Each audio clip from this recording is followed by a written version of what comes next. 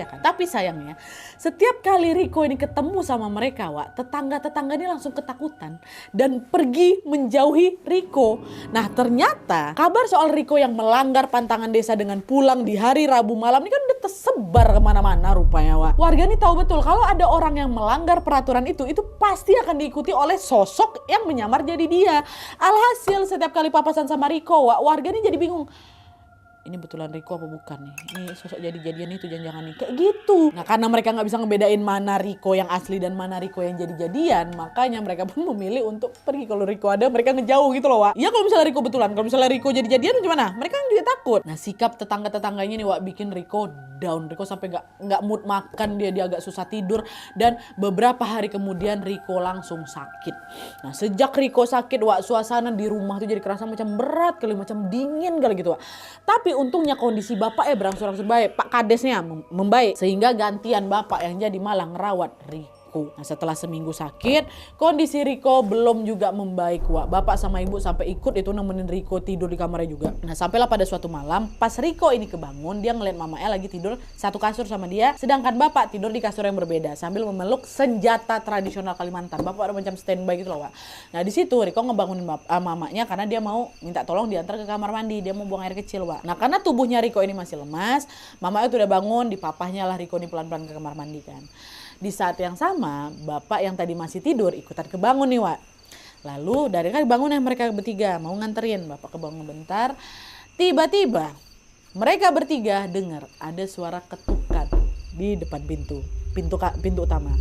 Bapak nanya, alah datang lagi dia nih. Udahlah, biar aja bapak ajak dia ngomong gitu kan, kata si bapak. Bapak berjalanlah ke arah jendela depan sambil menggenggam senjata yang dia bawa tadi, Lalu pada saat horden dibuka, memang betul laki-laki yang menyerupai Riko itu ada di depan mereka. Dan sosok itu lagi-lagi berdiri di teras sambil memandang mereka dengan tatapan kosong tanpa ekspresi dan wajahnya pucat macam mayat gitu kan. Tapi bukan Riko.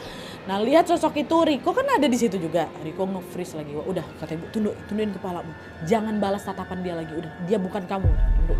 Riko nunduk sementara bapak dengan berani langsung menatap si sosok duplikan anaknya ini sambil bentak. Apa lagi maumu, Ngapain kau kesini? Pergi kau. Dengan suara lirih si sosok itu bilang, bukain pintunya pak, saya lupa bawa kunci, kata dia kayak gitu. Sedetik kemudian si sosok ini beralih menatap ke ibu. Dia bilang lagi, ibu bukain pintunya, saya belum makan, di dapur ada daun ubi tumbuk kan bu, ibu udah masak untuk saya kan. Tanya lagi kayak gitu, denger itu ibu diam, ibu gak jawab apa-apa. Karena ibu tetap tuh pegangin tangan Riko karena Riko digemetar, Riko nunduk aja gitu kan. Lalu seolah lagi ngejek Riko yang lagi ketakutan, si sosok ini tiba-tiba ketawa, tapi ketawa suara binatang, macam suara binatang tuh loh. Kata dia gitu. Pas si sosok ini ketawa, bapak emosi kan, langsung diangkat senjata ke udara. Kau bukan anak gue, kami semua di sini tidak menerima kedatanganmu. Cepat kau pulang.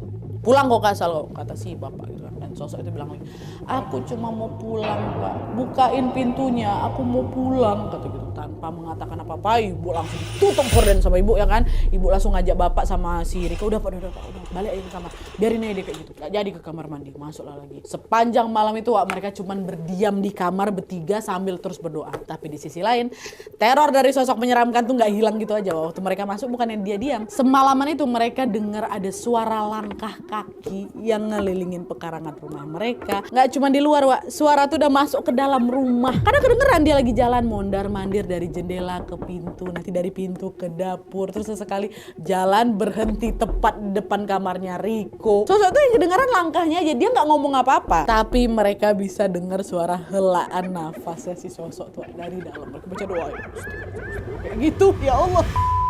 Dah hari pun berlalu, sosok duplikatnya Riko ini masih terus datang ngeganggu juga, Di sisi lain kondisinya Riko makin ngedrop lagi. Bahkan Riko ini sampai sering bertanya-tanya ke dirinya sendiri, aku nih Riko yang asli kan? Aku nih manusia kan? Kalau waktu itu aku gak pulang ke rumah, apa jangan-jangan sosok itu yang pulang gantiin aku? Sampai kayak gitu pikiran si Riko, Nah melihat Riko yang makin memprihatinkan ini, ada tetua kampung di desa mereka akhirnya datang ke rumah Riko untuk membantu ngobatin Riko. Tetua itu bilang, siapapun yang pulang di hari Rabu malam gak pernah pulang sendirian Riko. Sosok itu memang udah ikut pulang ke sini sama kamu. Biar dia berhenti ngikutin kamu, kita harus melakukan ritual pengusiran ya, kata tetua. Gak dijelasin